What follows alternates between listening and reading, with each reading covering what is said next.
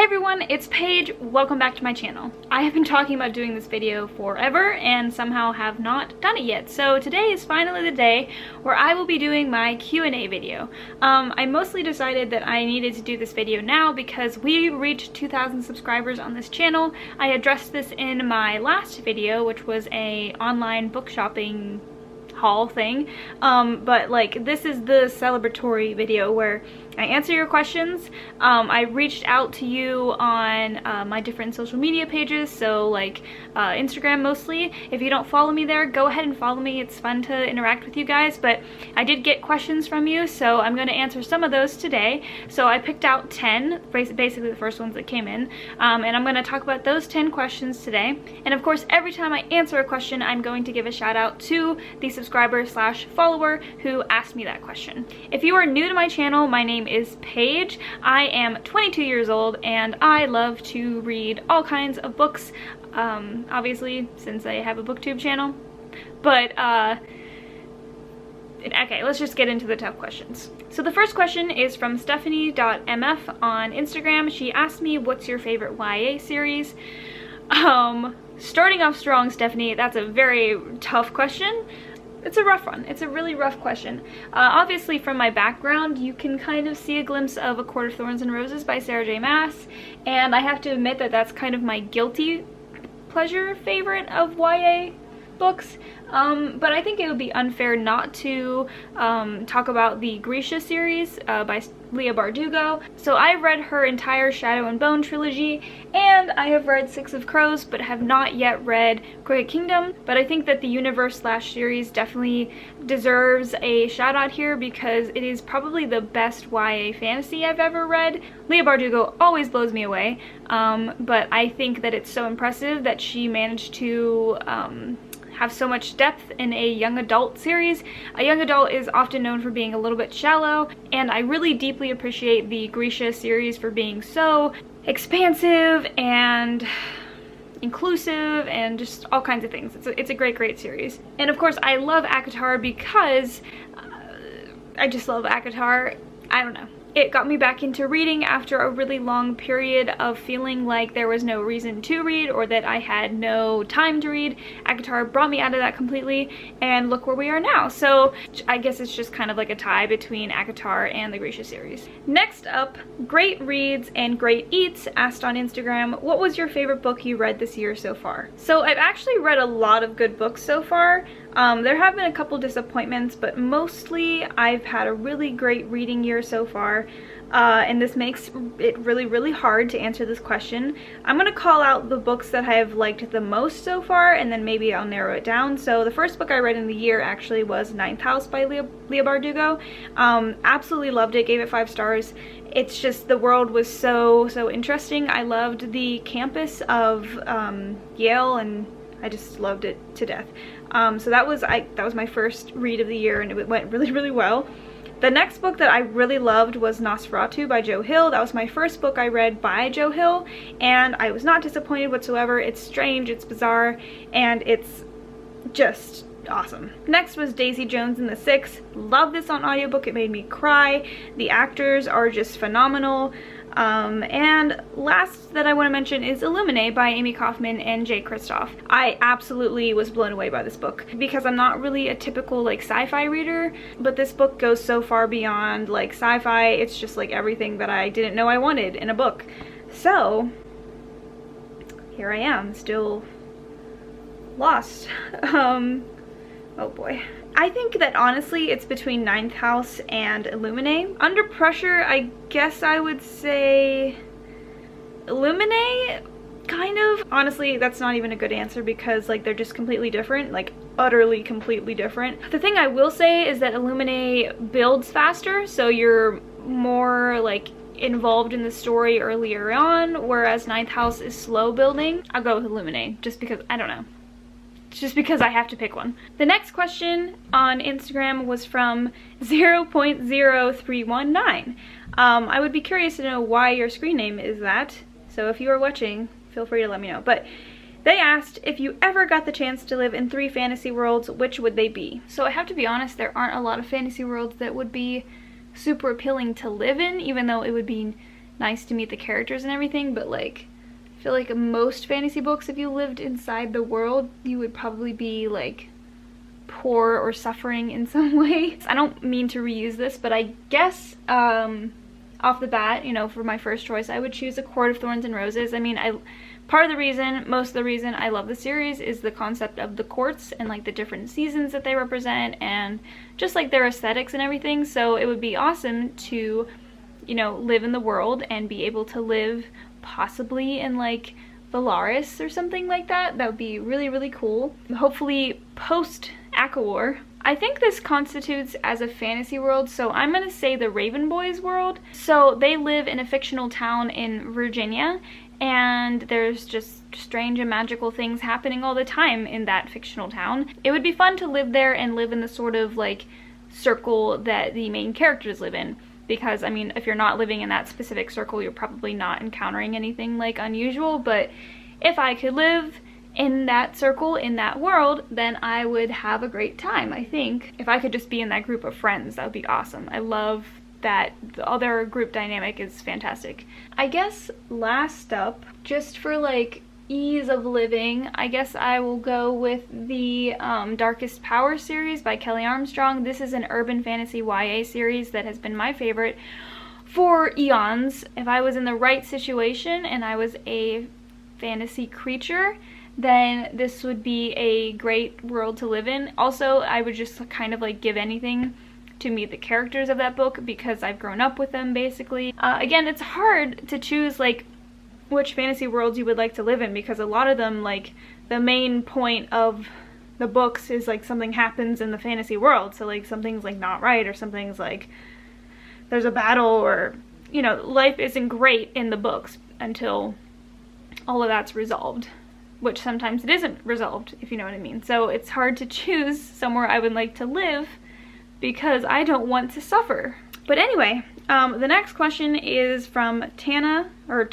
Charlie 1999 on Instagram. She asked, what is your favorite bookish memory?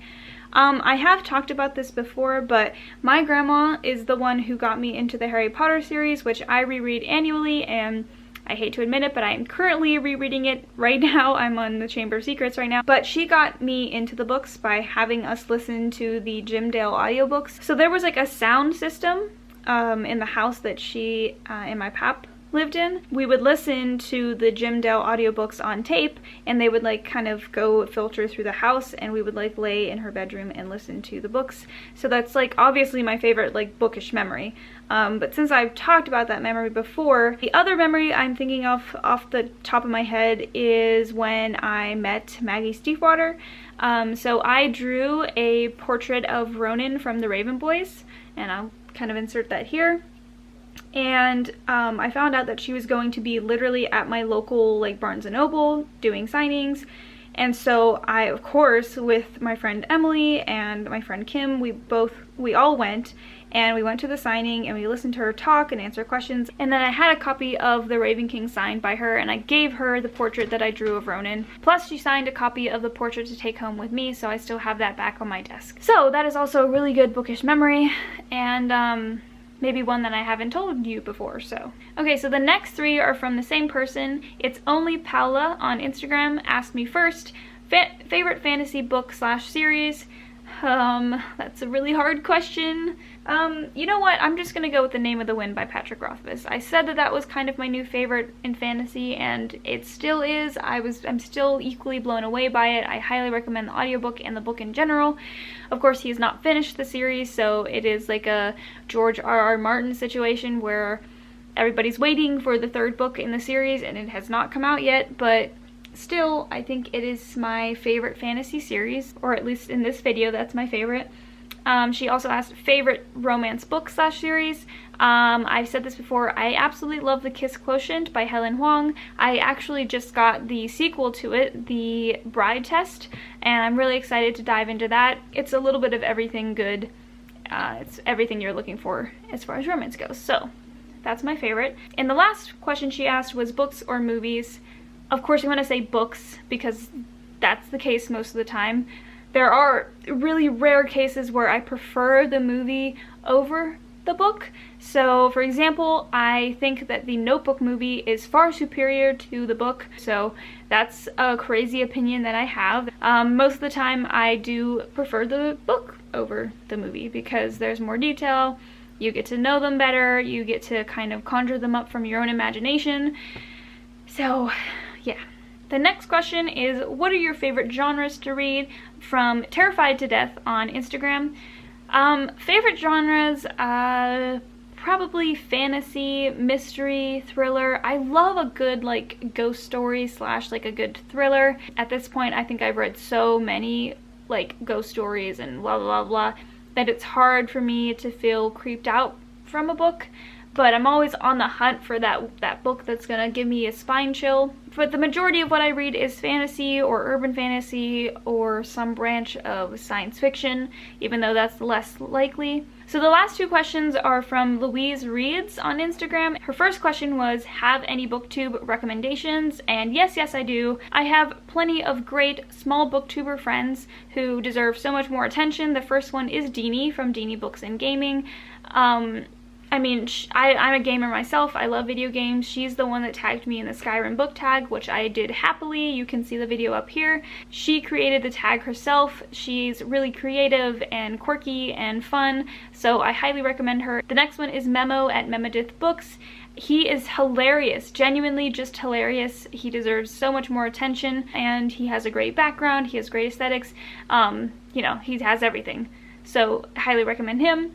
And I highly recommend Marissa Curtis, who has been so supportive of me and my booktube channel. She's just a great person. She reads so much, like she reads more than I can even comprehend. So if you're looking for someone who can like get through a bunch of books like really quickly and still give you like great synopses and like reviews of them, go and check her out. She does book tags all the time too, so she has like fun content on her channel, and occasionally she'll do a vlog. So yeah, great channel. And the last person I'll mention is Sam from Thoughts on Tomes. She's a big part of the reason that I started my booktube channel. I've just always found her so genuine and funny and energetic, and I would love to reach out to her and be like, hey, you want to collab? But I'm so small still, and I don't want to make her think that I'm weird, so. But anyway, that wasn't the point of me bringing her up. The point of me bringing her up is that if you don't follow her, go ahead and subscribe. She is fantastic. And the last question from Louise also is, what are you doing during quarantine? Good question. Up until recently, I had still been in classes and still tutoring and things like that. But now that the semester's over, obviously I'm not doing that anymore. I recently have been doing some work, so I work for the college still doing just small various things. So I've been kind of doing that occasionally. It's not a lot of work because there isn't a lot to be done since things have been canceled and such. So mostly I've been keeping busy drawing, reading. I have been playing video games, which I kind of prevent myself from playing video games a lot, or I have over the past few years, just because I felt like this immense guilt if I play video games, like somehow playing video games negatively impacts like my academic career or something, like I don't know. So now that, you know, school is over and I'm kind of I don't have anything that's completely weighing on me, I have been playing video games more often. So I actually just finished Rise of the Tomb Raider. I love that game series to death, and I've moved on to Shadow of the Tomb Raider. And other than that, sometimes I go to the grocery store. Yeah, nothing really that exciting, to be honest. So I guess this is leading into the end of the video, but I did want to let you know that my filming situation is a little bit like weird today. Like I'm lower down because the majority of my library is taken up by a huge table containing the object of the giveaway that I've been teasing for the past few videos. I think I'm going to give you a little bit of a sneak peek. It's going to be quick, and then we're going to wrap up. But that giveaway video is coming very soon. It's just that the thing that I'm giving away and the thing that I'm filming doing is taking a really long time. Anyway, Thank you guys so much for submitting your questions. If you have more questions, feel free to leave them below. I would be more than happy to do another Q&A video, maybe when we reach 3,000 subscribers. Fingers crossed. For now, I'm going to head off and continue working on that giveaway video. If you liked this video, please like, comment, and subscribe. Thank you so much for watching, and I will see you next week. Bye!